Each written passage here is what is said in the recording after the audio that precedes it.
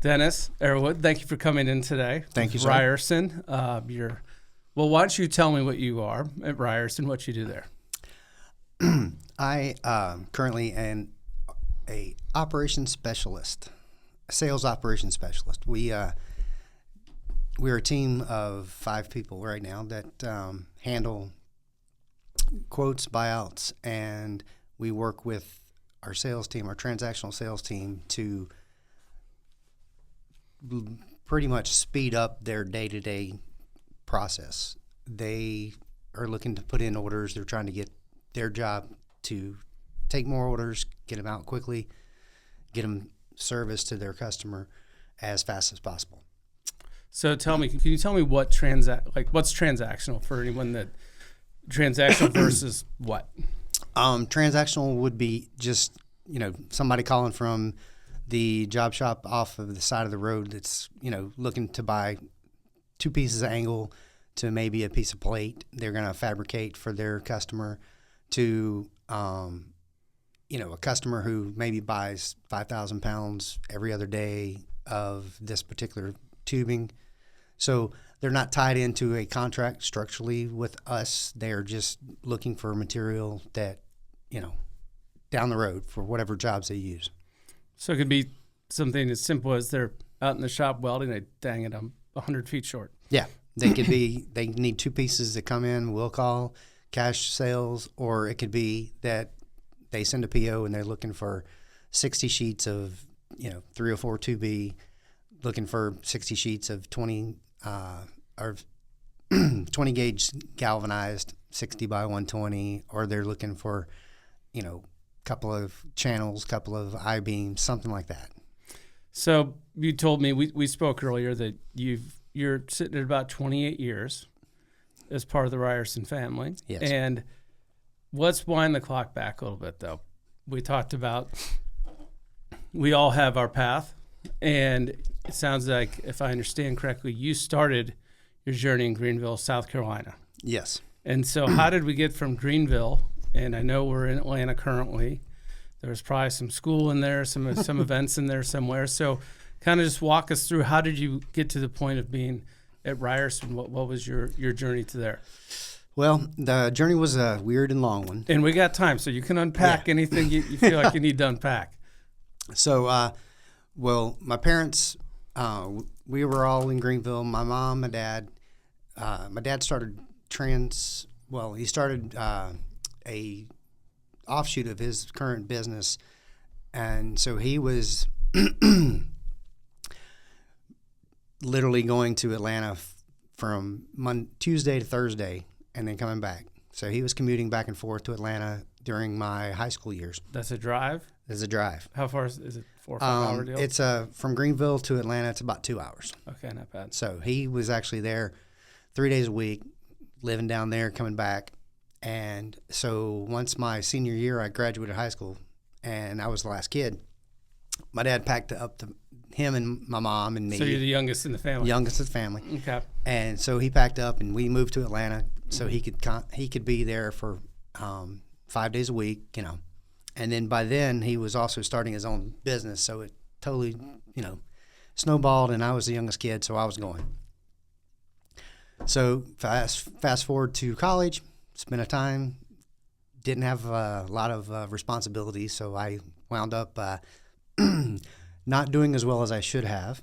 And where'd you go undergrad? I went undergrad to Clemson University for 1 year. Okay, that sounds like fun. Yeah, it was a lot of fun. I spent way too much time enjoying the partying side of school versus the studying side. Well, that can be a distraction.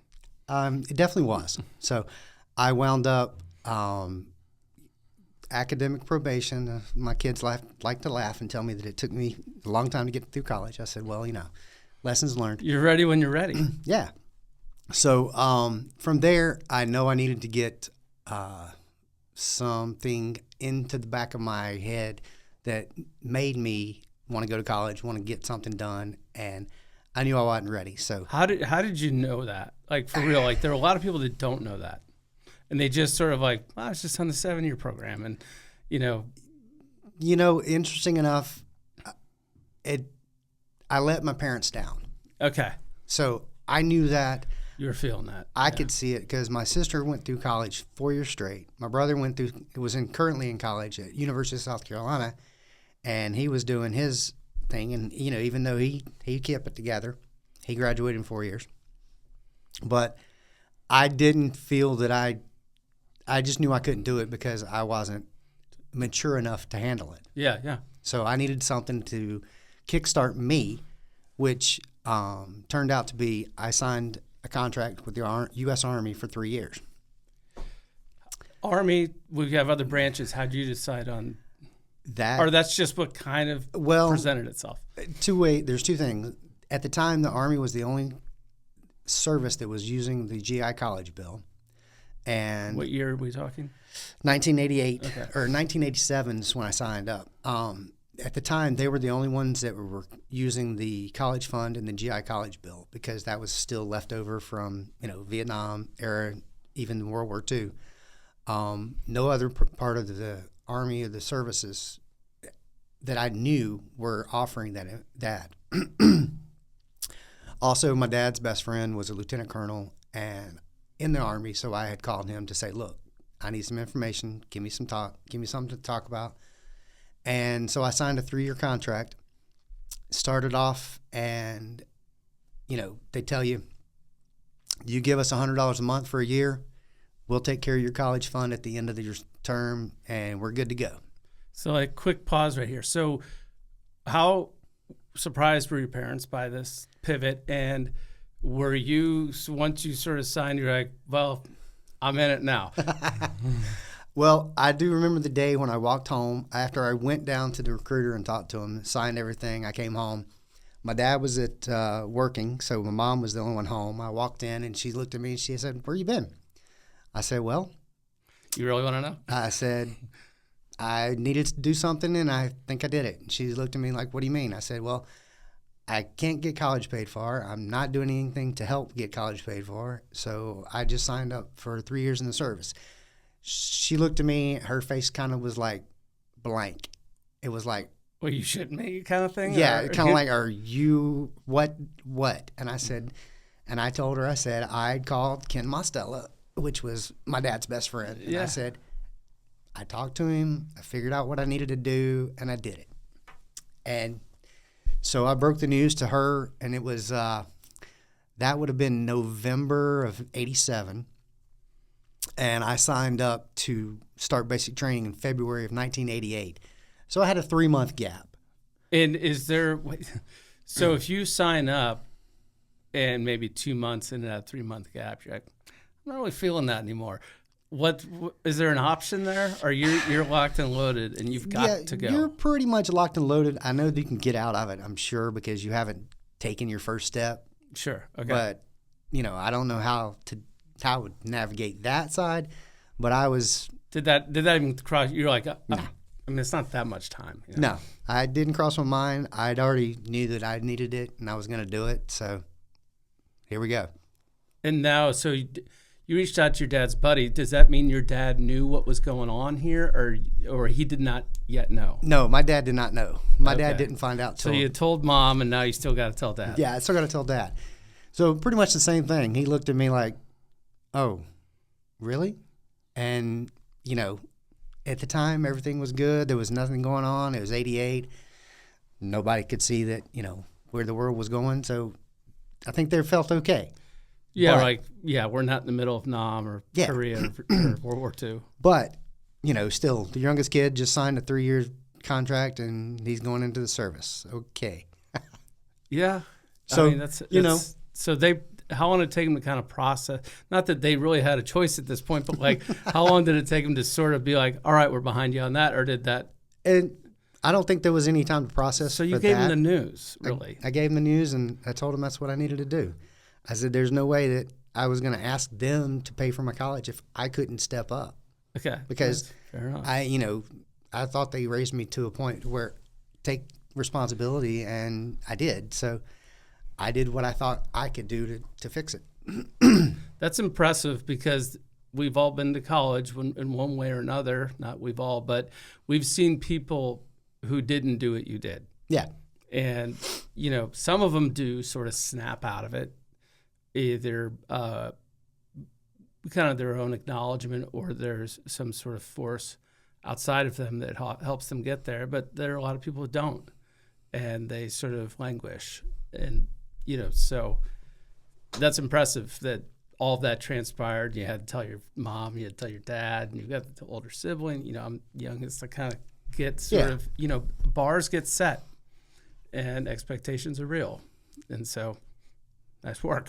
Yeah, well, I figured I needed to do something to kickstart myself into the right direction. So, and, from there,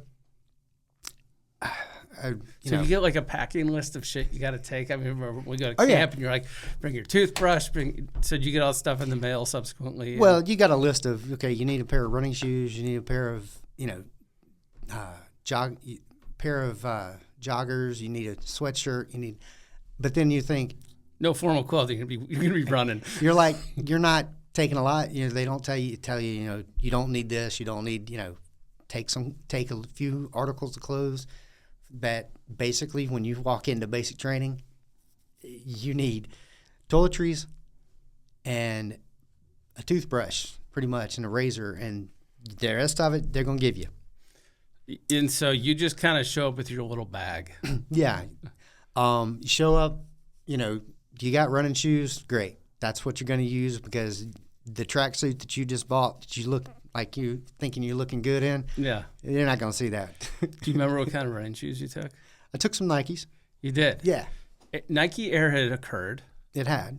Because I remember, you had Bo Jackson era, Bo Nose, and that was all Air Jordans and stuff. I think mine were either fluorescent yellow or fluorescent orange. They were, they weren't muted, but it was like, they just said, you need some running shoes. So I was like, okay. It wasn't a color restriction. It wasn't on that, no. And you figure if it's a little bit of green, hey, we're going to be wearing green. I could have blended in. A little bit.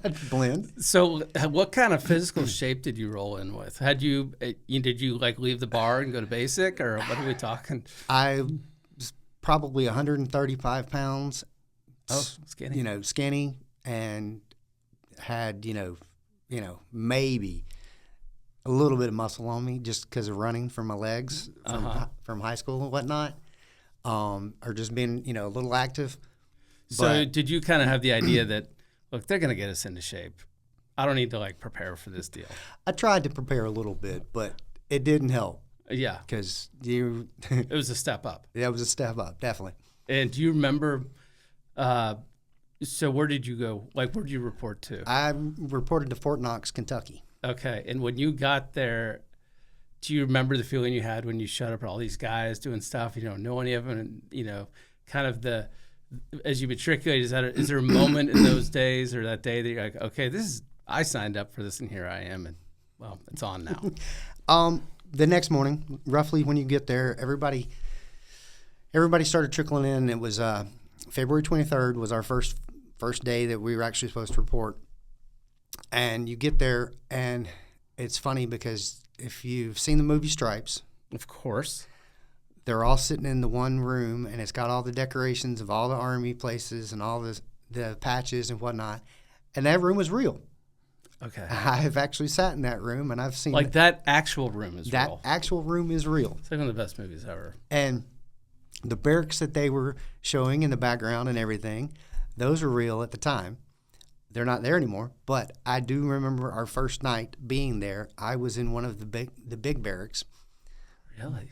Bay was completely open. It 120 of us all just stuck in this room, and sure enough, 4:00 in the morning, Trash Can City comes banging through. Mm-hmm.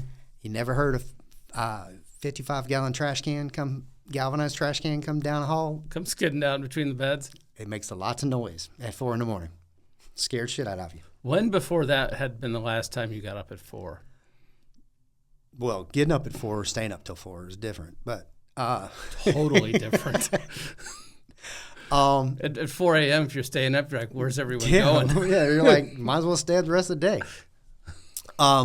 Probably not for a while. I had not seen the sunrise like that. I mean, I've been up at 6 or 7, but, 4 o'clock's a little different. Yeah, when the birds aren't even chirping. No, there's nothing chirping. Yeah, Crickets. They're still heads down in the nest. It's so the thing comes sliding down the hallway, and that's when you were probably like, Yeah, it's on. It's on. So, Had Full Metal Jacket been made already? no, it had not. So you didn't get sort of that, I don't know, depending on whom you talk to, there are parts that feel real accurate and some parts that are like, well, that's kind of movie-ish. But did it feel, I mean, having been through that and you saw Full Metal Jacket, were you like, that's not that far off? It's not that far off. Yeah, they did some pretty good representation. Dressed you down pretty well a few times, kind of thing. Oh, yeah. In the name of bringing everybody together? Yeah. It was a cohort unit. So we started off at basic training for the whole time. Our unit was going to deploy to Fort Hood, Texas, and we were going to be together as a group for 3 years. So basically the core group. So this is a program. Yeah, it was a program at the time. The Army doesn't do it anymore, but at the time during the late 80s, they tried and, successfully. We think we did well because, during any of our gunneries, any of our field exercises, we seem to think that our unit at Texas, even in Korea, we kicked ass because Did you guys have good chemistry? It was good. I mean, we always, we're Alpha Company. These guys were Bravo. These were Charlie, and these are Delta. We kind of all like, we're better than you. But in the beginning, we were all in the same basic training. How big was the cohort overall? It was about 120 of us. Okay. So when we filtered in... And the companies are how big at that time? Got to be 4, 10, 12. So it's 40. There's probably 50, 55 people per company once you got down to it. So they split us up between the 4 companies. So, I mean... bottom line, we were the privates. We were the fresh guys coming out of basic, so we were filling in as drivers, loaders. So you're driving a Humvee because we need somebody to do it. You're driving a tank. So I mean, they've backfilled all that unit, so we were all there. Humvee's a pretty new piece of equipment at that time, isn't it? They were at the time. I remember when those hit. They were like, those things were awesome. They were, and I actually got to drive my battalion XO for about 8 months. The battalion executive officer, that in the story itself. We'll flash forward to being at Texas. We went to National Training Center in California. Came back. My first sergeant had said that the XO, the battalion executive officer, was looking for a new driver. What had happened to the old driver?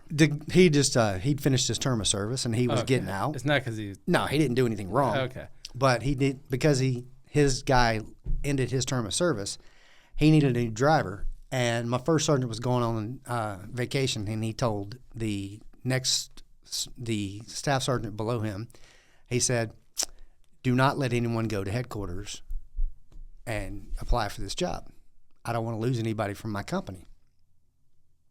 Well, the platoon sergeant at the time that was in charge sent me because I was the odd man out of his company. I had just gotten into his platoon right before NTC. I was actually the that got trained to be the armor, small arms, all of our pistols and rifles and whatnot. Mm-hmm.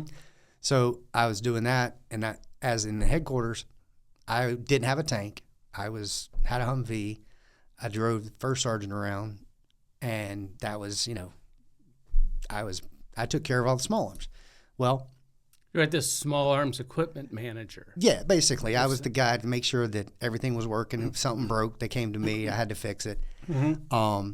So, flash forward to the Staff Sergeant Norris tells me to go up to headquarters, and I go up and Major asked me. Did you know why? Yeah, he told me they needed to. Okay, so you weren't shitting bricks. No. It was they were asking, someone from each company had to go report and interview with the major. And it was kind of funny because the major asked me, he said, "So, Private Arrowood, why did you volunteer, or why did you want to be my driver?" What kind of guy is this? Like, who are you looking at? Well, he was the second in command of the battalion. So this guy was, Was he kind of an imposing guy, or just kind of fine? Major Hamilton. He was a big guy. He's a little burly, kind of got a little gruff. His next position was battalion commander, so he was trying to make sure he did everything right so he could get promoted. He's advancing, okay. So he could advance. And I just read the situation as I have an option. I have option A or option B. I can tell him that, I want to be his driver and not get the job, or I can be like, might be kind of fun. So I told him, I said, well, my first sergeant basically said that no one from my company needed to come up here because he didn't want to lose anybody to you as a driver. And he said, really? I said, yes, sir. And he goes, you go back, you tell your first sergeant that you're reporting to me on Monday at 8 o'clock. Just like that. Just like that. Holy shit. I went back and I told Sergeant Norris, I said, hey, Sergeant Norris, apparently Major Hamilton wants me to be his driver. Sorry about that. Thanks. And that was adios? Kind of like, Sergeant Norris at the time, I knew why he sent me, and I kind of threw his ass under the bus because I didn't. It was your obligation. It was mine. Yeah. So I knew because of the driver prior, I knew what he did. And literally he gets up every morning and he would go down to the motor pool. He would get the Humvee. He'd get back up to the... Same one every day? Same one every day. Okay. Major Hamilton's name's on it. His name was on it. He would get the Humvee, get back up to battalion, and be on call basically for the major to do whatever major needed to do as a driver. But he also, by usually 1 o'clock in the afternoon, major said, I'm done. Have a nice day. So he cuts you loose for the day? Cuts you loose for the day. So you're what done. do? You just... Nothing. Do whatever Just you want kicking to. it. So I knew that the rest of your team's running by. You're like, rest of my team is getting up at 6:30 for PT, and I'm over here walking to the motor pool to get the Humvee, and I'm topping off like the gas tank. waving at him like, bye. That's a pretty sweet deal. It was.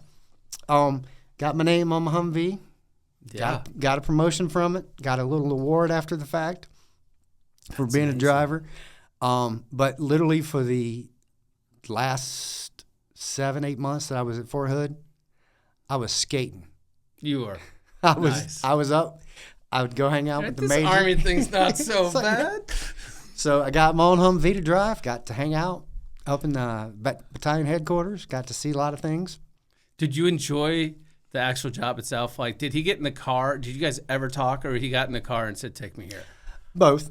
You know, we discussed things, and one of the funniest parts about it, we were out in the middle of Texas, nowhere, on the range, and we're driving, and he's like, "Arrowood, get me over to the top of that hill." Well, How fast you want to go? it's like you're in a Humvee. It's like, okay, there's no road, so pull off in the middle of the Texas Army base, and you're just like, okay, get over and go around. Get up to the top. There's a lip that's probably about 2 to 3 feet tall. There's just all of a sudden, for some reason, the way it just Just sat, a shelf. it's a shelf. It's almost straight up and over. Yeah. And I nose the Humvee up to the top, and he looks at me and he goes, "You better not get me stuck." And he's in the right side over here. I just reached down and stopped it, put it down into low, put it down into low. And I looked at him and kind of was like, you're talking to a 21-year-old kid who's... I will literally floor it. It's like you double dog dared me to tell me don't get me stuck, and you're just, okay. He looked at me, and I had this shit-eating grin on. I know. I tapped that thing, and it popped up over. Were you looking at sky for a second? Oh, yeah. Okay. Yeah. That. Like that a lot. But the way I knew that thing handled, I was like, I was going to get him up there, and literally it got him up top, hit the brakes, and we sat on top of this plateau, and he's looking around like, he looked at me like, that was good. And he knew it was a test. He's like, I want you to get me up on top of this without killing me. But yeah. Mm-hmm. And was he like, Christ, Arrowood, like when you went up over it, or he just sort of sat there cool as a cucumber? Cool as a cucumber, broke a little grin and said, good job. All right, nice. That's awesome. So was it more fun going off the shelf? Oh, it was fun. It was kind of one of those, Because you got to be all in. Well, yeah, it's kind of like which way we going, because they don't have a good suspension. I mean, they're A lot of travel. they're gonna get beat up, Yeah. but it's like punch it and go. But we would get out and we would leave from one area, and it's you're running down the road, you're gonna get tired. He'd fall asleep, and then we get back. He'd look at his watch. He'd be like, "Good time." Well, yeah, I was doing 75, 80. And you had no idea. And you're He was sleeping. asleep back there? And he's sleeping in the chair beside me. And we pull up, and he was like, "All right, take off for the day." Dude, that's a pretty solid assignment. It was. It was And good. so that got you all the way through that segment. And then where were you after that? We all deployed to Korea. You did? Yeah. Okay. And that was just, what was the purpose of that deployment? We were just rotating into Alpha Company at 172nd Armor, and we were actually the first company to put M1 tanks into Korea. Okay. So that was our apparently contract from day one. We didn't really know it. They didn't really broadcast that when they first signed up. So they knew that They knew it, the but day you joined. they didn't really tell us. We kind of heard inklings of a rumor, but as it got closer to the time to deploy, that's when they said, "You guys are taking M1s. We've got That's the M1s." M1 Abrams. It was actually the M1 IP. The M1 Abrams was the tank. Yes, sir. And then were you replacing Shermans? What were you replacing? We were Or were there no replacing tanks? We were replacing M60s, Okay. which was the old. I think that's a Patton. No, 48's Patton. I can't remember the designation, but the M60s were the last ones. Was I think M60 A3s, but Well, the M1 represented quite an upgrade yeah. in a tank. And so how close to the parallel were you? Like, We were about 15 miles south. you were. Okay. So you're pretty close, and they certainly see those things rolling in. Oh yeah. And was there any word once those hit ground there from the north side? We had probably three, based on the timing. We probably had 3 or 4 alerts once a month. They would hit the alarm, and you would hear this air siren going off, and it was Alert City. So we kind of knew ahead of time that it's possible that this weekend was going to be the alert, or the alert was coming up in a couple days. But we, as a battalion, as a whole freaking division, literally, you would get in and you would move to a pre-plotted destination point somewhere north of where we were at. Mm-hmm. And we actually did this in conjunction with the Republic Army Korea moving to. Okay. So we kind of did joint exercises, but we would have an alert once a month. And at the time, Desert Shield was going on. Or Desert, yeah. I'd Desert, say, what are we, about 90 now? 19? We're right in 90, summer of 1990. So Desert Shield was going on, and North Korea was not getting oil from the Middle East. So they were kind of looking at every time we moved, every time we went somewhere, they were kind of, everybody keeping an eye on us. Yes. So probably about October was the time frame when we kind of stopped doing anything. Okay, but you were still in Korea. Yeah, we're still in Korea, but they, we were all just kind of reinforced, grouped up, just making sure nothing's going crazy on our side of the world. Mm-hmm. But in the same turn, we were all watching Desert Shield. We're like, Q8 TV. those guys are the ones that replaced us when we left Texas, and now they're in Korea. So it's like, so you, so is when you came to realize that, hey, that was our train. Yeah, so what was your feeling? Did you feel like, oh, I wish I were there? Or did you feel like, it's pretty good here in Korea? A little both, but Okay. I mean, we took it with a grain of salt, but it was also, we were, 22-year-old kids pissed off because we couldn't be there. Yeah, you're trained up. Yeah, we're like, come on. But we wound up, when the air war started, they started to deploy us to Carson because the 4th Infantry Division was the next division that was supposed to be going to the Middle East, and got home, watched it on the news, and then got to Carson and was like, hey, now what do I do? Yeah, what do I do? Well, so you were in a tank though in Korea. You were trained up to be part of a team in the tank, right? In the M1. And I asked you earlier, how loud is it when you fire that thing inside of it? I assume you've never been hit by a shell, which is probably really loud. Well, if you're hit by a shell, you wouldn't be sitting here. Right. But I mean, how many decibels are we talking inside that thing? It's probably can't be measured. It's probably 120 or higher. I mean, they say concerts are, I think, 90, 95. Yeah. I don't know, but it's it's loud for that second that it's off. But you got the hearing protection on. Yeah, stuff. We got just kind of like these, but it's a helmet. But it's it's not as you're gonna hear it. You're gonna hear it. And you're gonna feel it. And so you were telling me about this. I'd never, I wasn't in the Army. Thank you for your service, by the way. Yes. How big of a shell or projectile? So you got the whole cartridge, I guess. They're about arm's width. Yeah. Because carrying them, unloading them, putting them together, they're about like here. Yeah. And the projectiles, you got your projectiles, maybe this. It's about a third of it, for maybe a little under half. Is this just a giant bullet? Like it's just a hunk of lead up there? Like what's for that one? No, the Sabo was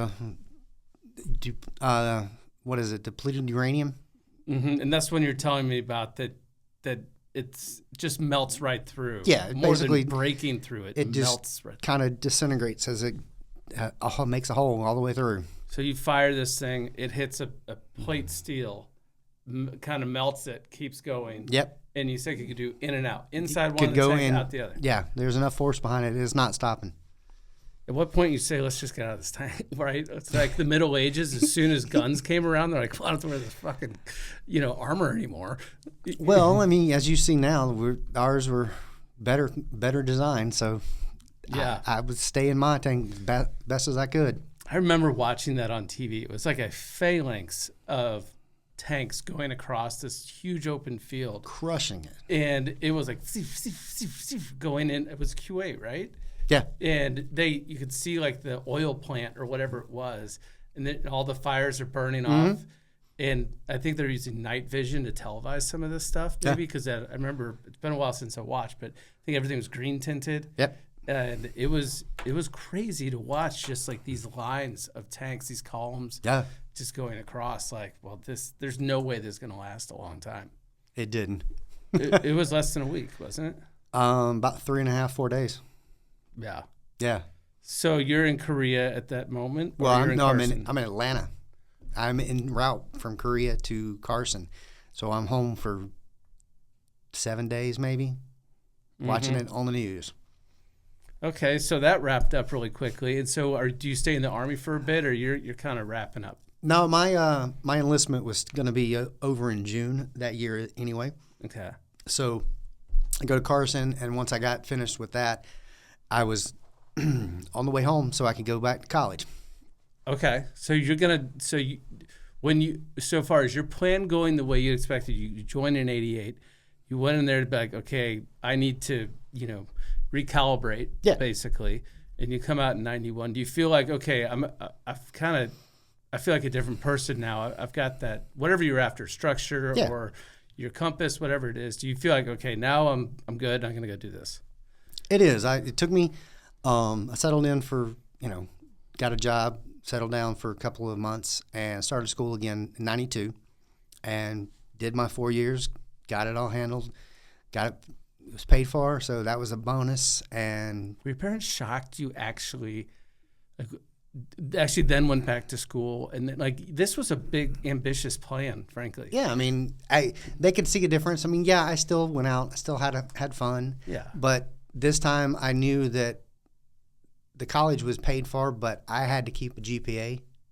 I had to keep at least a 2.0, I think, to keep my check coming every month from the service, from the government. And as long as I had my grade point average up, they would send me a check and I could apply it to college. And it did. I got it. I finally got finished in 4 years and got it done. That's impressive. It would be easy not to do that. Oh, yeah.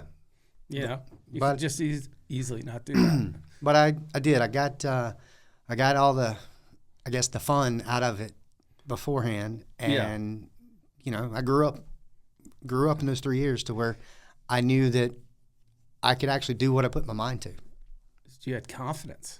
Yeah, That's awesome. And you keep in touch with a good slug of those guys you were with? we do. We try to get together at least once a year, and mainly a lot of us are social media. But I've got phone calls from friends that just passing through, or hey, I'm going to be here.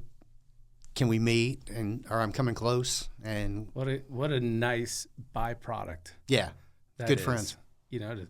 To not be walking through this life kind of alone. You've got all of these people, it probably scattered all over the U.S. So we're probably getting close to finding Ryerson at this point. We are. So you are honorably discharged, and then you are finishing school. You finish school, and then are you straight to Ryerson? Unfortunately, I did take. I graduated in '96, so it took me about 6 to 7 months to find a job.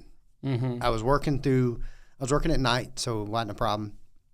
But at the time, we didn't have LinkedIn, we didn't have social media, we didn't have all our helping stuff, tools that we could get. So I was literally cold calling just industries. I went. It's gonna date me, but I went to the library and I pulled open the Dun and Bradstreet book of company names. Went through the Georgia section and started just looking at jobs offer. Seriously, looking at businesses locally around Atlanta. just looking for targets, not even what's available, just like what companies just exist. And just looking at stuff that I thought could fit my wheelhouse. I was a marketing major, business management with minor in marketing. So at that point, it was like, where can I put myself and I can make the best of it? And it just so happens that back in probably January of 97, I got a phone call. I took a stack of resumes, mailed them out to all these companies. And mailing and doing all this stuff. It wasn't digital. Envelopes. It wasn't. So I got a call from Ryerson to say, "Hey, would you like to come interview?" And I actually interviewed with 2 people. And the person who did hire me, I started work for him that February at 97, and I've been there since. Wow. So it took you about 6 months to get in the door somewhere. Anywhere. And it was like, just give me the chance. Let me get started. And so you got started. And where did you start? What were you doing? My boss, he was old school. So he was like, first you're going to work in the plant, and you're going to do everything in the plant for a month, and then you're going to come in and we're going to find you something to do. Okay. So I actually went out to the plant for literally a month. I was first shift worked all the machines, learned how to drive a forklift, learned how to work the crane. I used to drive Major Payne around. This is a layup. I'm like, I used to drive a tank. I can drive a forklift. It's not hard. Right. But so I did that, and then from there, he actually handed me an inventory position. So we were bringing material in from three different places in the United States, and hubbing it up there, having it cut at these processors, bringing it into Atlanta, and then that was my job, was to get the material, bring it in, have it processed, get it from the processor to Atlanta, bill it out, ship it, do everything, and once it got to Atlanta, it went into our stock for ready for sale. Everybody to take to their locations or sell straight from Atlanta. So I did that for a year before he even let me handle an account. So he wanted me to know all the inside aspects, from how we got our material, what we do to it, shipping it, invoicing it, and putting it all together in one neat package. And did you feel like you got your arms around all that pretty well? I did, and it helped me throughout the rest of the time because I knew our system well enough on all the aspects that I could handle, any problems that came up. Understanding physical ops is a real advantage. Yeah. And we still, to this day, we still send our new employees out. It's not as extensive. They go a week, but my boss was old school. He said, you're out there for a month. Right. And it was, all hands on. It was like, learn how to use that banding machine because you're going to be packing that material. Yeah. So it was like they got you up to speed quickly. Yeah. Well, that's good. They trusted you, capable.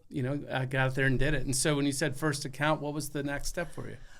Next step, they gave me 2 or 3 little small accounts. That one was tubing. The other was was snapper. Actually, it was overhead door was the tubing. Snapper was one. Lawnmowers. That's amazing. So I was selling the flat roll sheet for them to make the deck. Awesome. Stamping those decks. And the snapper's still snapping right now? I don't know. I think they may be, but I just remember being the buyer that at that plant at the time. He's a real hard ass, but he got it done. And I remember I had to go once or twice down there myself because the plant had either done something wrong. They'd sent something to the plant wrong. Mm-hmm. They added PVC when it didn't need PVC or something. And I remember going down to that plant and pulling off PVC off of like 4 skids. Really? Yeah, because he demanded somebody do it. Time to get it right. Yeah. So, and I don't know if my mistake or the plant's mistake or whatnot, but I tell you what. I mean, if you had to say. If I had to say, I'd say it would be the plant. Yeah. Because I was a sales rep. I was never going to make a mistake. Clearly. Because that would never happen. No, not I don't think that's happened yet. I don't think we have ever made a mistake. I mean, no. I mean, everyone, it's so obvious it's not even worth going any further. So you went down there to help ops understand, and you guys got that worked out. Yes.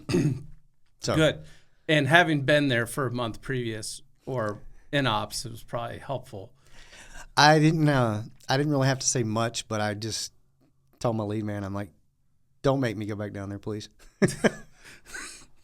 So you started getting accounts. So you're on the sales side at Yes. this point. Okay. So how long were you in sales? I've been in sales since this new job. So I was in sales probably 26 years, contract. Okay, so contract business. So back to the top of our conversation.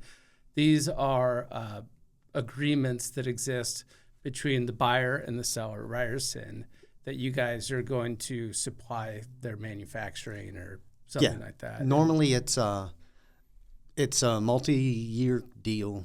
Normally it's 3, sometimes 2, 3, 5 years. Okay. Just depends on what the company and the actual buyers are looking at. It could whatever our customers set up as a length of contract. Right. But it's usually they're buying, everything from us for the particulars, or they're, we've got half the business where we can grow more, or excuse me.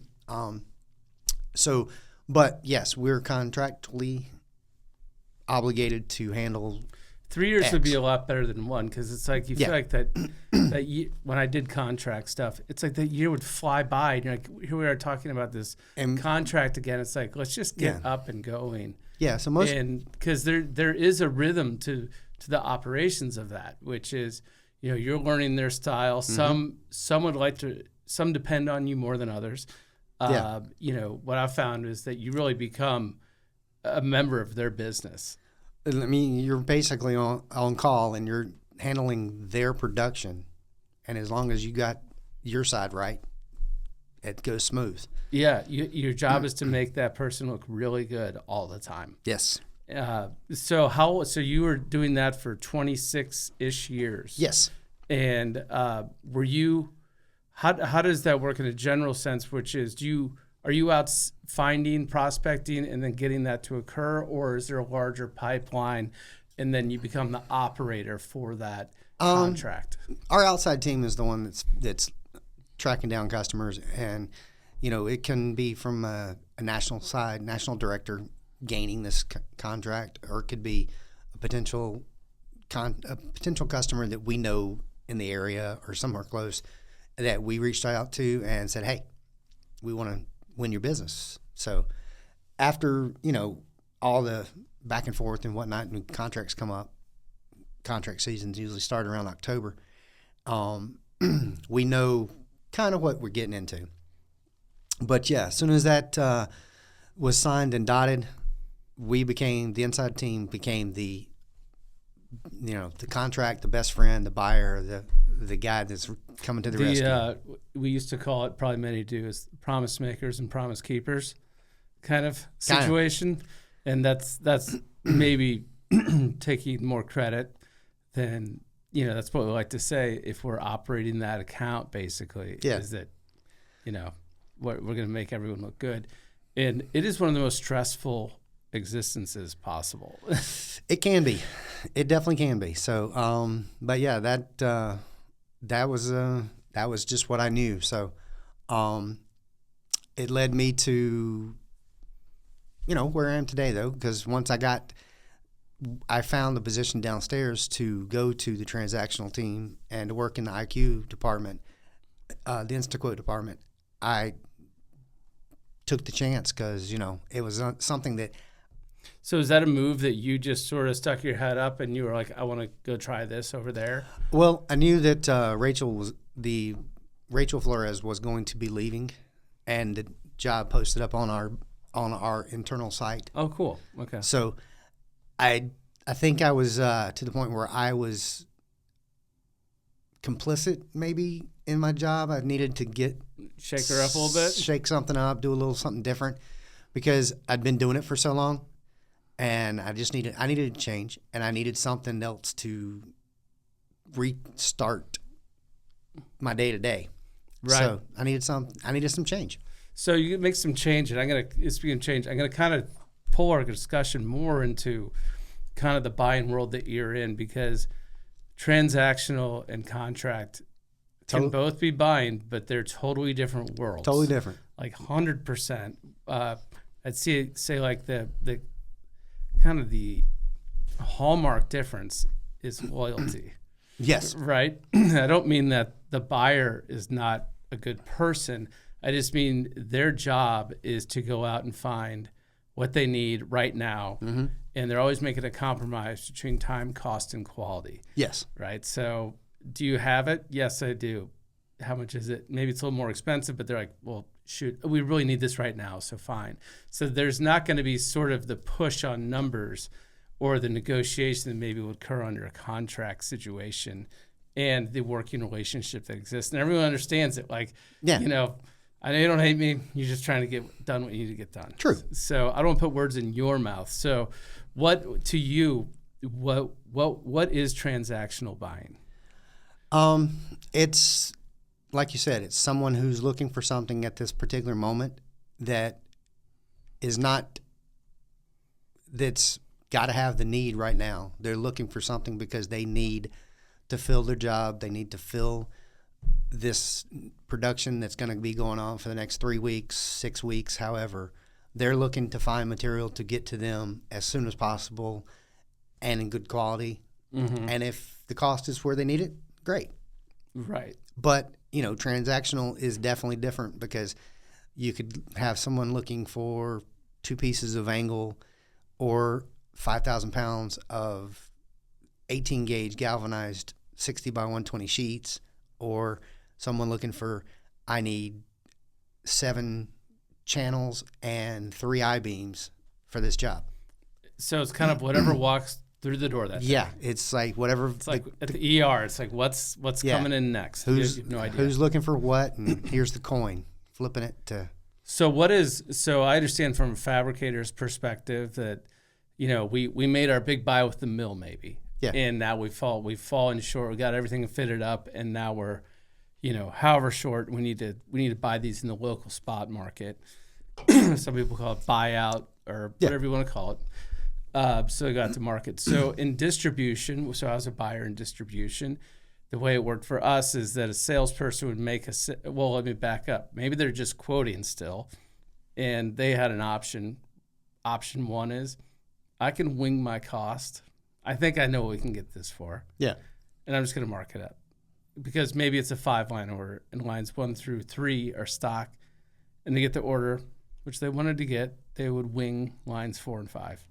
And just hope they're like, I got enough money in lines 1 through 3, and yeah, if I'm off a little, and people tend to wing high, so this probably ends up being the lines where they make the most money is actually on the lines that they're winging, unless it's an exotic, and then they're like, this shit doesn't even exist. It's a unicorn. Yeah. So then you've got kind of so that's the first step, and the second step is or the other option is, hey, I've made this sale, I did wing the number or whatever, and I need to go buy it. Yeah. So that was my experience. What's your experience, your existence like in buyout? Well, we handle it kind of the same way. If my sales reps are looking at me or they're coming to me and they say, hey, I've got a purchase order and we need to find this material, but we don't stock it, I am just going to go, okay, I know where to go. Let's type it in. Let's find it. Here's your price. Mm-hmm. Not, 7 out of 10 times I'm going to say, go run with this because you're going to get it. We know you're going to get it, and it's good. Right. The hard to find ones, yeah, those might we have to kind of search a little bit for. But and then quoting it, you're looking at, you're in the same boat, but you're trying to win the customer's order as it is. But you're back to the whole point being quality, time, and price. Mm-hmm. If we can get all that wrapped up, here's your package. Here's what you need, and I get it back to them. Might take a couple of days for them to get back to the customer to get back to it and say, hey, we've got this. But knowing we've already priced it or quoted it, I know where I can get it, we shouldn't have any issues. Yeah. So this brings, in the context of Bryzos, this is the exact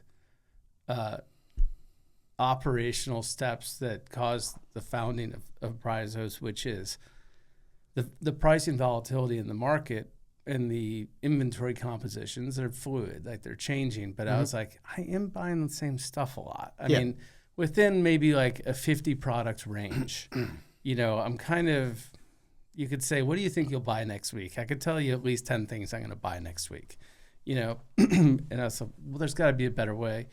And then I'm making tons of phone calls to the same people, just taking up their time, be like, hey, can you shoot me a number on this? And invariably, it seemed like 3 was the magic number. If my RFQ to them was 3 lines, there's a chance that they may have all 3. As soon as I got over 3 lines, then you're sending out to 4 different vendors, problems begin to occur. And you're starting to put it in a matrix and say, okay, vendor A or A, B, C, D, and here's your list of stuff. Well, they can get it to me on time, but their price is really high. They can be a day late, but their price is really low. And so you're kind of going through they don't have it at all. And so the thought was, perhaps this can be made easier because we're buying the same stuff a lot. Yeah. Because it was taking me, whether it was, maybe not 1 line, but I would say more than 1 line from the moment that entered my world, that purchase, until the moment I never thought about it again. That was typically 90 to 120 minutes for me. Yeah. What is your experience there from a time perspective?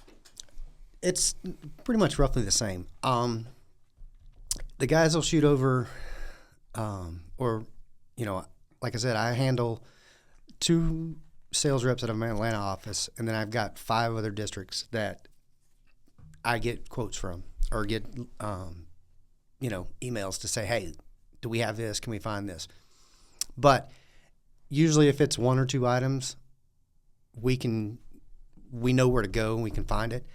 If it's anything in your wheelhouse, I'm already on your app and I'm typing in, I'm like, screenshotting it, and I'm sending it back to the rep and saying, here's your price, delivered 4 days, get it done.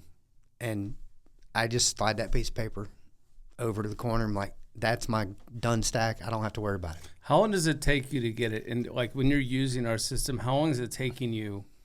Because I kind of want to get a sense of your, like I know what my workflow was, Yeah. but I can't say what yours is. If you were looking at it from, I'm going to say a pre-Bryzos, just in the context of this discussion, how much quicker are you able to get it in your done stack? If it's 2 lines, 1 line, 2 lines, I'm probably taking 15 to 20 seconds to pull it in. Pretty much however fast I can look from the screen to type it on your screen. Mm-hmm. Click, the piece count and the weight or whatever, however I want to price it, and it's there. If it's 4 or 5 different items, a minute. Okay, so you're sourcing 5 line items in a minute. Depends. I mean, because if I can either do it one of 2 ways. I usually take your first screen, and once I price it, I back it out, retype it. Mm-hmm. Because, I've gone through the add another one.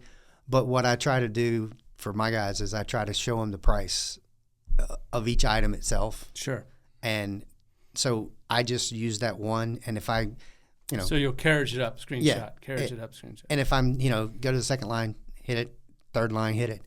It just depends. If it's multiple, I'm going for the add a line, and then I'm just screenshotting it. So if I wasn't taking these screenshots, I could probably get it done quicker. But I'm actually cutting it and putting it into an email. So you're talking still, you're getting me back a price within, 15 seconds for every time I type in something and pull it up to figure out, do I want 20, 24, 40? Mm-hmm. Or am I looking for the beam? Is it 20, 30, 40, 50, 60, whatever I'm looking at, whatever I've got to look for. Doesn't take any time at all. So you're going to love, we were talking about our next release that's coming up, which is you're going to be able to export that. Yeah, I was... and you can send that directly to your guys and however you want to do it. But we're trying to create options for workflows. Yeah. Like I know that screenshotting and all that stuff, it still saves a lot of time, but it's probably not your ideal thing. So working on that, what are your thoughts on the transparency and pricing that's creating? Like, what do you do with that information, having all of that now really available? Clearly you guys have PO history and things like that. But we do. We roughly, it's...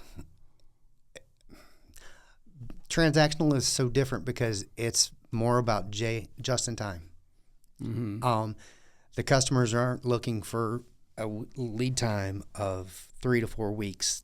If we have to get a mill run of something, they may plan it, but these guys are looking for something within days.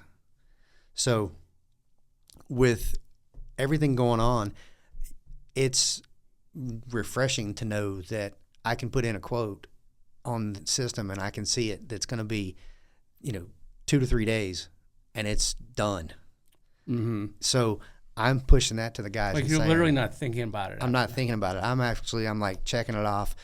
The prices are good because they're fair. Mm-hmm. I know it's delivered. I know it's going to get to us. And the only thing, I was talking with Rachel. She said that paperwork is going to be, I think in the second version, you guys are going to have ability to talk back and forth to get paperwork back easier. Yes. And that's the only time. Opening up a chat line between the buyer and the seller. That's the only time we've had any hiccups. I wouldn't say hiccups. I would say just once the material gets to us, if it's not on the truck or whatever. Well, if it's not, they don't have paperwork for that particular material. Mm-hmm. My guys need the MTR to receive it. Right. Our new system dictates that they have to have paperwork and an MTR to put it in the system. The old system, we could get away. We could put an X, and we could, we'll get it later, and we can update it. Nothing like a flexible ERP system. Yeah. This one, no. You got to have all that. You got to have everything dotted, and they have to hold on and wait. But it doesn't, getting But paperwork. that's a industry wide sort of thing, which Yeah. is it's per vendor. Like one day they'll send it, one day they won't. And- It's like Or a truck driver just didn't, what do you do with the paperwork? We don't know. we don't know. Could be in a McDonald's trash can somewhere. There's no idea. Yeah. So it's quick for you, and when so there's the quoting that you're able to get, and so your sales guys can then do whatever markup they want off of that and go get that deal quickly. Yes. Hopefully, and then there's they got the deal. Now you've got a buy that you have to make, and that's what you're talking about, which is you can fire off through our platform these POs, and it's really off your mind. It is. The system itself, our POs come to us after we enter them. They're actually emailed to us. So once I get it, I save it into my documents, and I put your PO number in. And when I hit enter, check everything off, it says upload PO. And I go into my documents, I hit the button, and it says done, and it goes away. And I take that, I file that in the drawer, and don't look at it again. Okay, so I'd love to know from a buyer's perspective, because we sit in this office and we make these things, and we're all from the metals industry, but we've never actually used this in the way that we've never, like, since creating it, we're not buyers anymore. Exactly.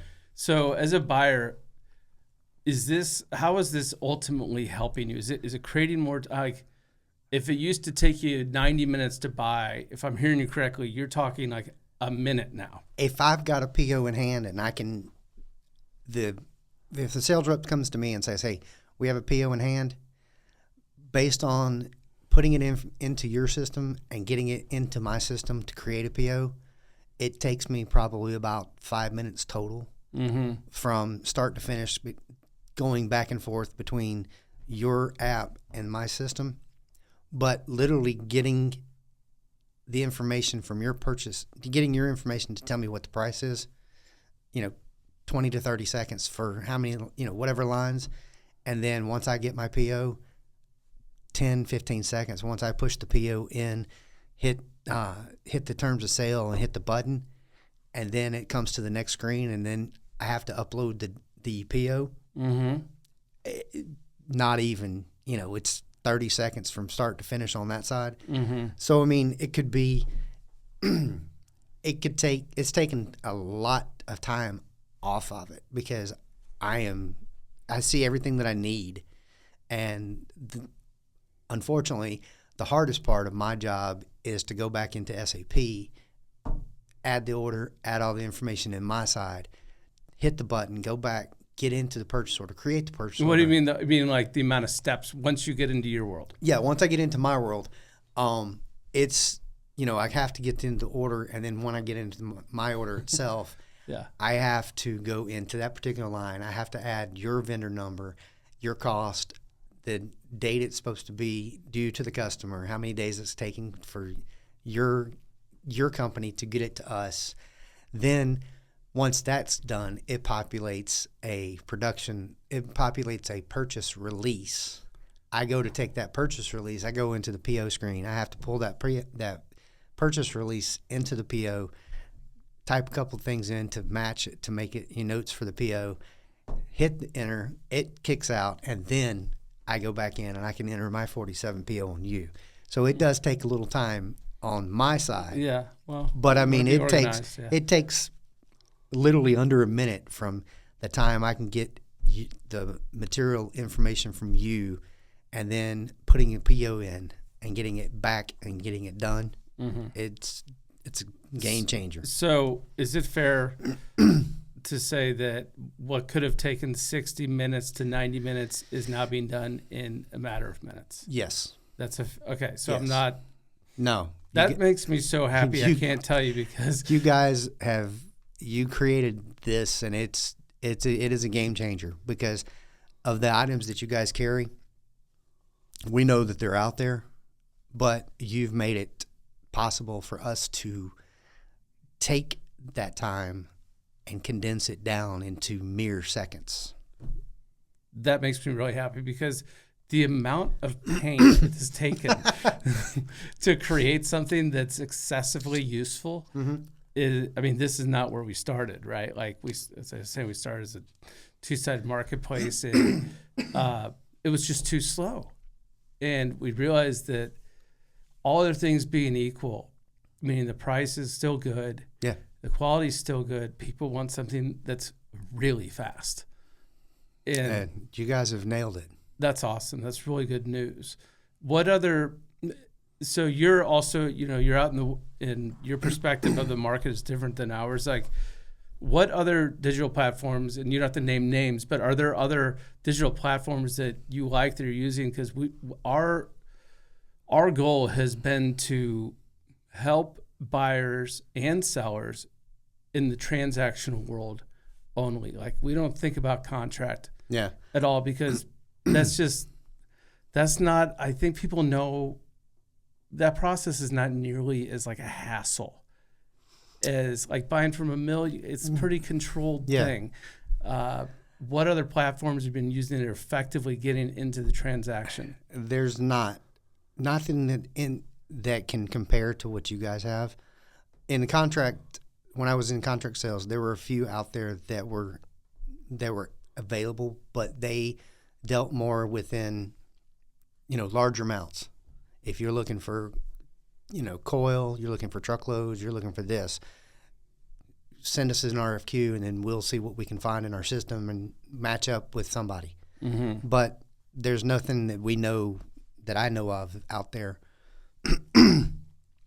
that you guys haven't. I mean, this is the first one that I've seen that has been strictly geared toward transactional point.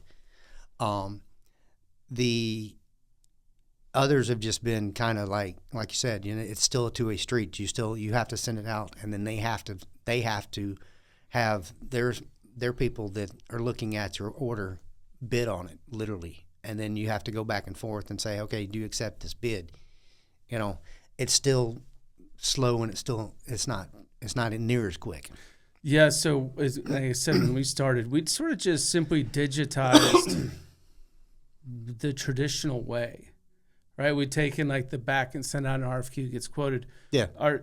Our first iteration was we just sort of digitized that process, where you didn't effectively have to send out all the emails, and it's sort of collated everything for you nicely, and it was easy to make decisions. But you could just as easily as the buyer, you would have called somebody by then and gotten your number and cut your PO. So we're like, it was sort of like this toy that it was neat to see an advancement and so forth, but it didn't have great utility because it still wasn't the best option.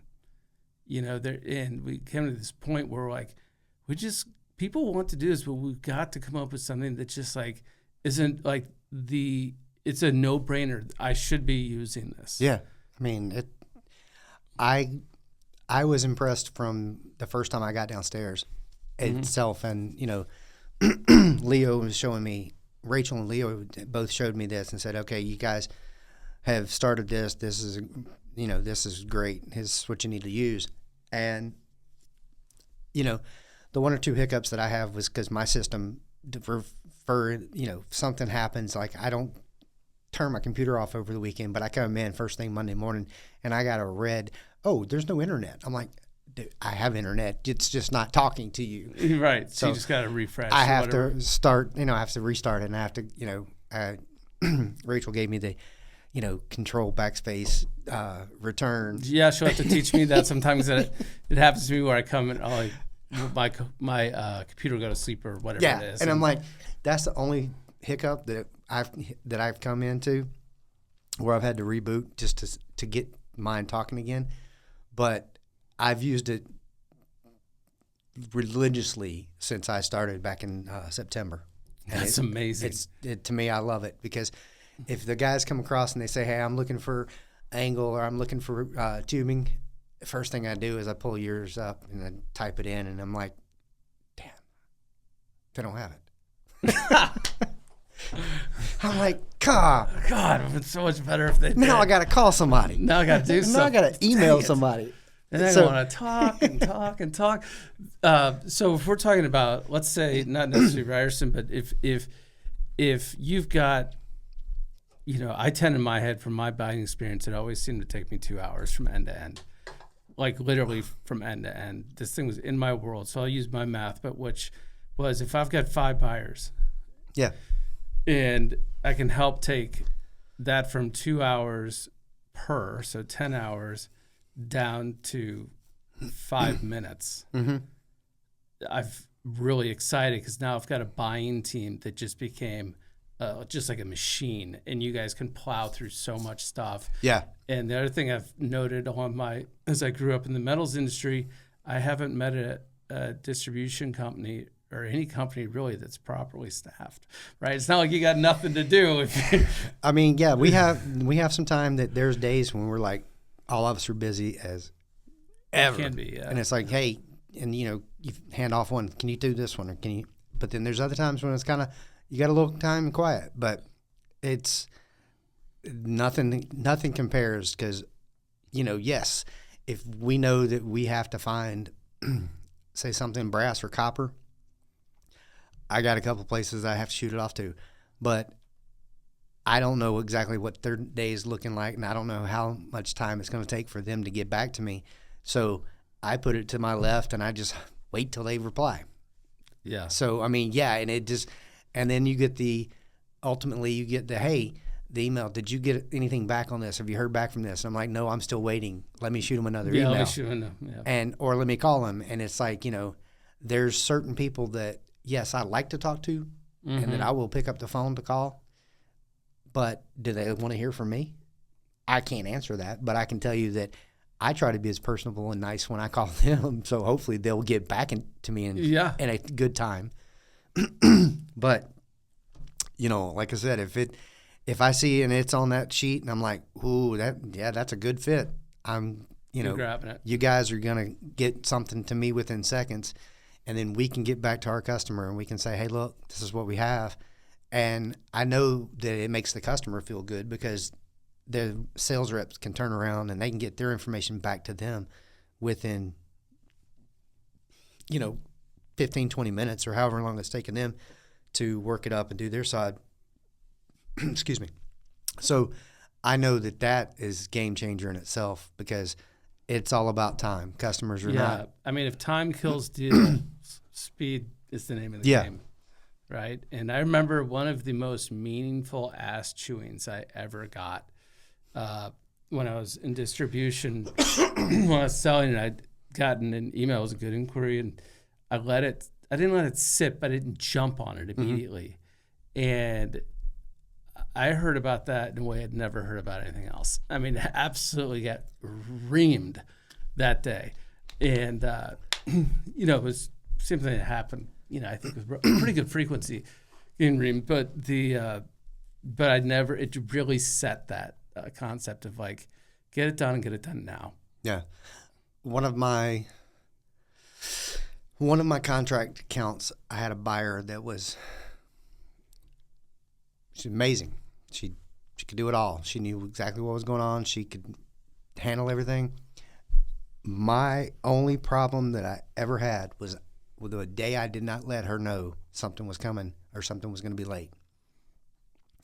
Because I sat through a similar situation to where I was on the phone with her for at least 30 minutes and she was chewing my ass from start to finish. She blew out the speaker on your phone. When I got the first phone call, when I said, hello, this is Dennis, may I help you? It went south.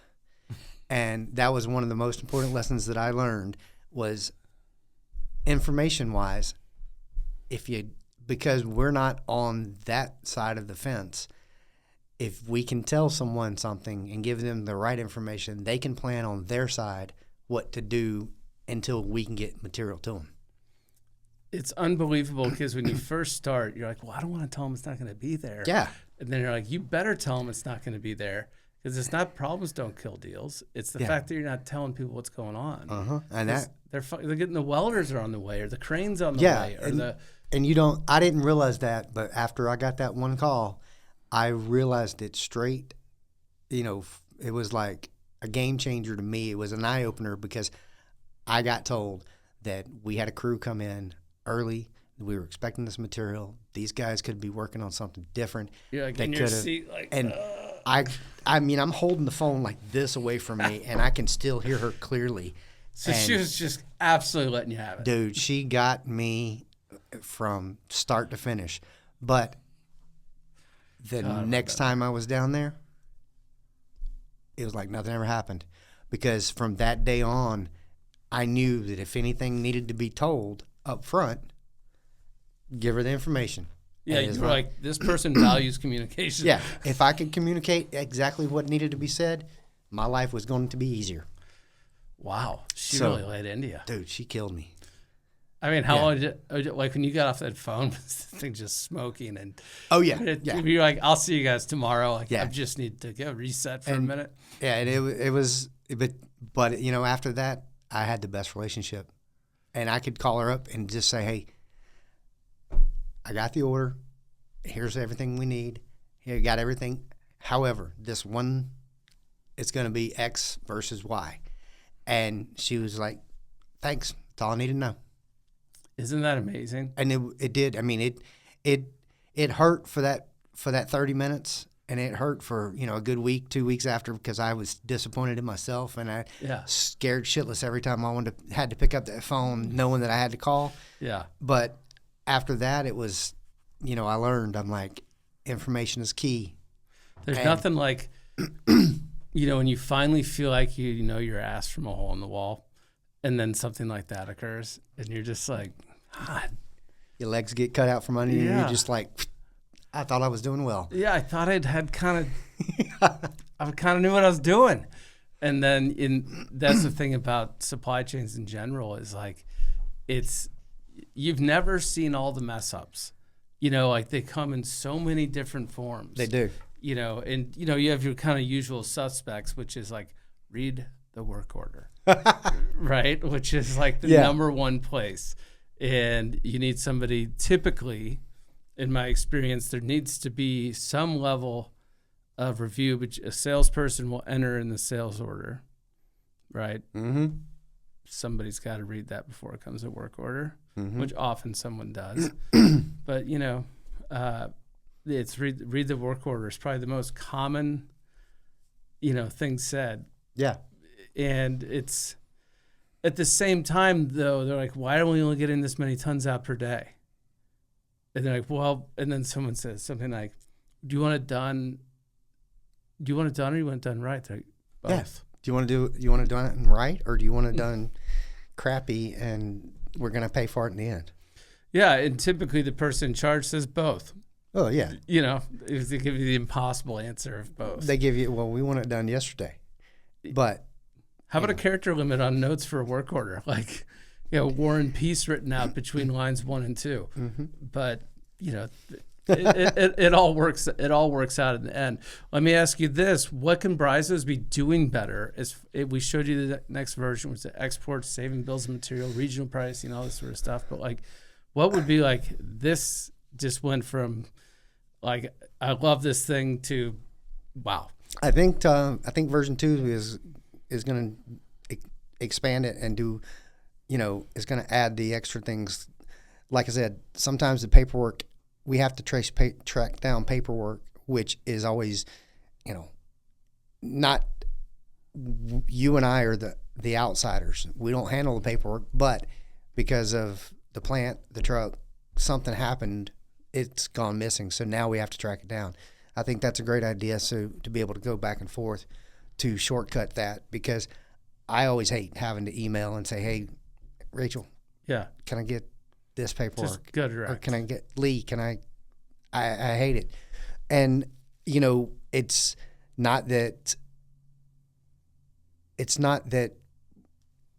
just human nature. Something happens and we don't have it. But, you know, like I said, our new system, we are 100% to where we have to have paperwork. Let me ask you this: so Bryzos doesn't hide anything, right? Yeah. Like you're gonna know who a seller is, and a seller's gonna know who a buyer is. Yeah. So what we've been banking on, right, or believing, because is that if this is done correctly, the desire to go around the platform will be really low because we're so transparent about it, and that it's working so fast. And so, but we don't have an expectation of this is transactional, right? We don't have an expectation of people being loyal to us because there is none in transactional. Yeah. Right. But our thesis has been that if we do this correctly, there won't be much of an incentive to go around the platform. There, as an honest person would say, there shouldn't be, because it's the simplicity of it is basically how I look at it, because I can find it on your site. I can give you a PO and I can forget about it. I know it's going to be here. Like I said, I've had one issue where Lee sent me an email and said, hey, look, we can get you 20 pieces that you need now, but the last 5 pieces won't be for another 3 days. So is it okay to split the order or split the delivery? And I responded back with, yeah, no problem. We don't have any issues as long as you can get us the balance next week, we're good. That'll be, to interrupt you quickly, that'll be great about the direct chat because the seller's just going to be able to pipe that right to you as well. So, I mean, taking out the shipping aspect, taking out the whole, after I get a PO, I have to send it to the vendor and then I have to send that particular information as well to the shipper to say, hey, Ryerson Shipping, this needs to be picked up from here, needs to come to this plant, and it needs to move. Here's all the information. Honestly, if I can cut that out, I'm going to that helps you out. It takes time because, I mean, you guys have simplified the fact that when I give you a PO, it's going to come into the building, it's going to be where it needs to be, and we check it off. Everything else, that I have to do to get everything done on some of the different ones. Yes, some people will deliver, but most people it's will call. And that means that we have to take that extra step to pick up and move and get it moving. So that all needs to be orchestrated. And it all has to be done, and it's not just, it's more people that I have to loop in. So, and does that get costed to your PO, or is that a kind of a soft cost for the organization? Oh no, it's costed to the PO because the Ryerson, the shipping needs to know the purchase order or the production order, so that shipment gets tied into the order itself, which is, I mean, and yours is too. But the problem being is now that I have that done, if someone's calling me and asking me to check it out, I have to go to shipping, which means usually I have to go to Blue Grace, which is a LTL of ours, and then I'm going outside of that to find out, hey, where's the paperwork? It's, I have to dig in a couple of layers to get there, but I mean, simplification of all that can come down to this. I'm sorry, I'm human. I'm old. This will work. This works just fine. Well, we're really excited about this second version. It's taken in earnest. It's taken to release the first version in April of 2023, probably, knowing that it represented like a really different way that things are going to be done. Yeah. And we didn't load it up with bells and whistles because those would have been such guesses. Let's just understand how people like this and how they like to use it. And so we've been kind of keeping track of what are the most commonly mentioned things and studying just the platform itself, because there's no roadmap here, right? I don't know anyone else who's doing it. So we think we've got it down to a scope of bells and whistles that we think, maybe somebody out there will be like, well, what about the one thing I wanted? And so, but we try and, you're trying to make something that's going to be serviceable to the most people as possible. But it's really exciting to hear that it's so useful for you. I mean, honestly, it has not been an easy thing to create, and I'm really excited to hear that it's something that is like in your workflow. Yeah, it's working. Front and center, and that's so cool. Trust me, I've got you guys pinned on my computer, so if it's like when I get that email and if I'm seeing those, I'm like, ooh, yeah, click. That's so cool. It really is. It's fun to hear that. And I'm going to wrap this up by saying thank you for coming in. Well, and it was great to learn about your story and, driving that guy around and up to the summit. I mean, what a great deal that was. Yeah, well, I thought I did pretty good in the time I was in. And well, thank you for your service, and thanks for coming in today, man. I appreciate it.